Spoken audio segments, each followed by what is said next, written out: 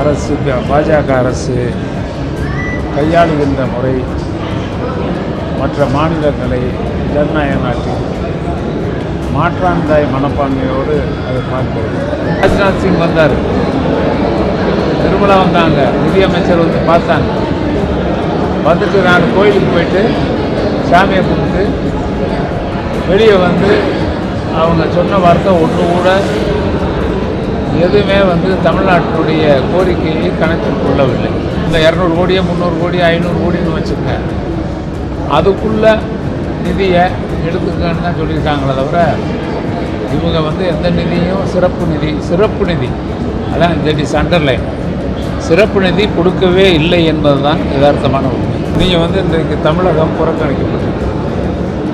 Metro rail திட்டத்துக்கு மத்திய அரசும் நிதி கொடுக்குறேன்ட்டு 12,000 கோடி முதலமைச்சர் 3 ஆண்டு காலத்தில் ஒரு 1000 தடவை கோரிக்கை வச்சுருக்காங்க மத்திய அரசு, ஆனால் கொடுக்கலாம். நம்ம நியாயமாக நமக்கு தேவைப்படுகிற நிதி, நமக்கு வழங்க வேண்டிய நிதி சிறப்பு நிதி, அதையே மறுத்தது மத்திய அரசு. அதுதான் யதார்த்தமான ஒன்று. அப்புறம் நடைமுறையில் பட்ஜெட்டில் என்ன ஒதுக்க போகிறாங்க? நிதி ஆயோக் கூட்டத்தில் கலந்து கொள்ளலாம், நம்ம வைக்கிற கோரிக்கைகள் எல்லாம் தூக்கி அங்கிட்ட எடுத்து விடுகிறார்கள். எதையுமே அவங்க வந்து இது வரைக்கும் ஒரு பரிசீலனை கூட எடுக்கலை, கொடுக்கவே இல்லையா.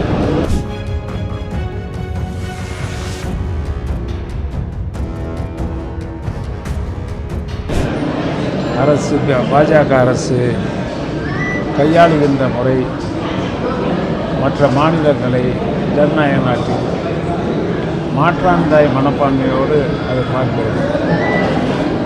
அவர்கள் ஏதோ இந்த ஆட்சியை தக்க வைக்க வேண்டும் என்பதற்காக அந்த மாநிலங்களுக்கு, ஒரு குறிப்பிட்ட மாநிலங்களுக்கு நிதி ஒதுக்கீடு செய்து மற்ற மாநிலங்கள், தமிழகம் ஒட்டுமொத்தமாக தமிழகம் இந்த துறைன்னு இல்லை, எல்லா துறையிலையுமே நிதி ஒதுக்கீட்டில் பாராபட்சம் காட்டப்பட்டிருக்கு.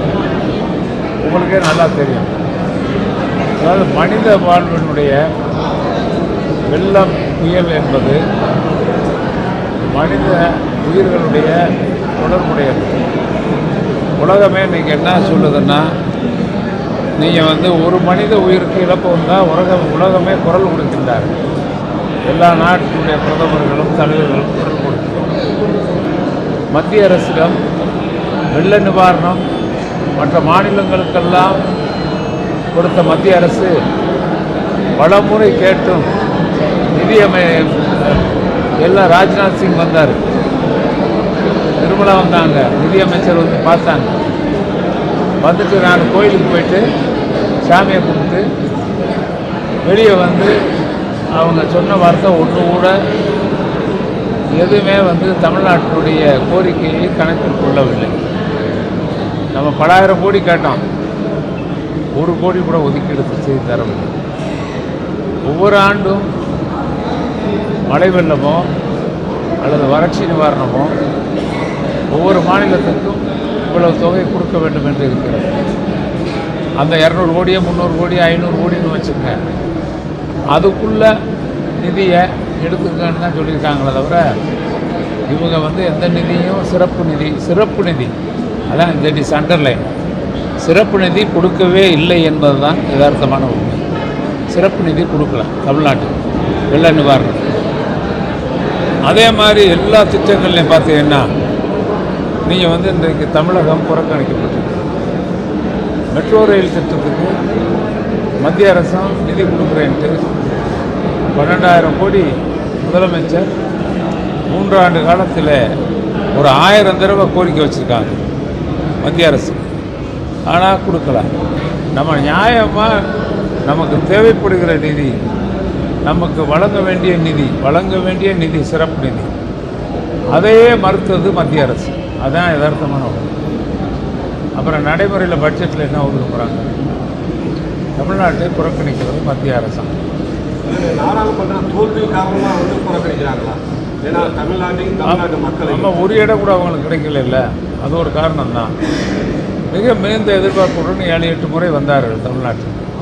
பிரதமர் 8 முறை பிரச்சாரத்திற்கு வந்ததே ஏதோ ஒரு முறை வருவாங்க, 2 முறை வந்ததாக ஏதோ ஒரு நேரத்தில் தான் வந்தது. பிரதமர் 8 முறை தமிழ்நாட்டிற்கு 7 முறை 8 முறை வந்தோம். ஆனால் அவர் அதை காதலே வாங்கல.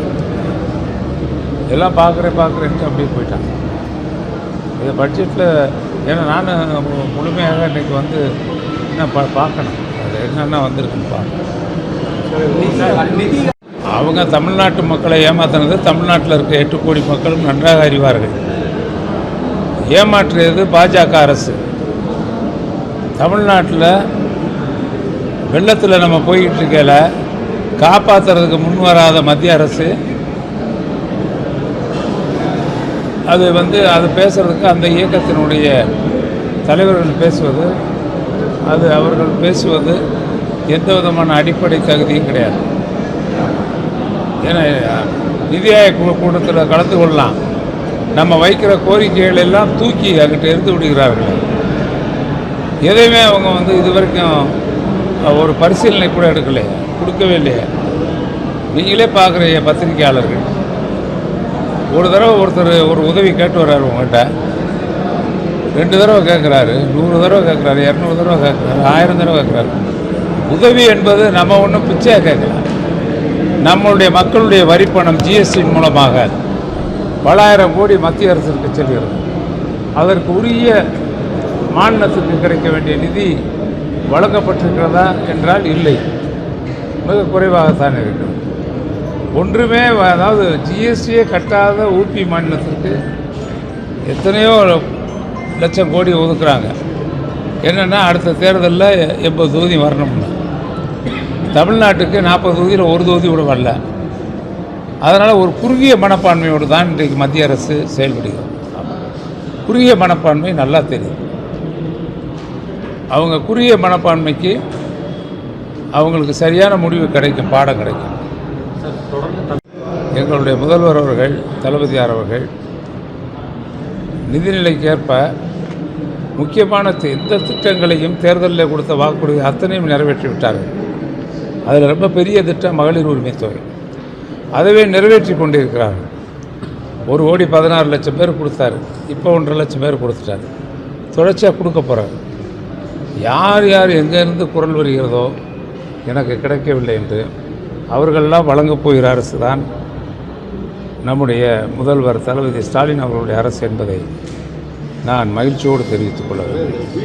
சொல்லுங்கள், எனக்கு தயவுசெய்து கொஞ்சம் விசாரிச்சு சொல்லுங்கள். நான் இல்லை நம்ம அதை அனுமதிக்க மாட்டோம். நாங்கள் விசாரிச்சிடுவோம். கண்டிப்பாக தமிழ்நாட்டில் உரிய ஏழைகளுக்கு அந்த பணம் அவங்க கையிலே போய் சேரும், வேறு யார் கைக்கு போகாது, அவங்களுக்கு போய் சேரும்.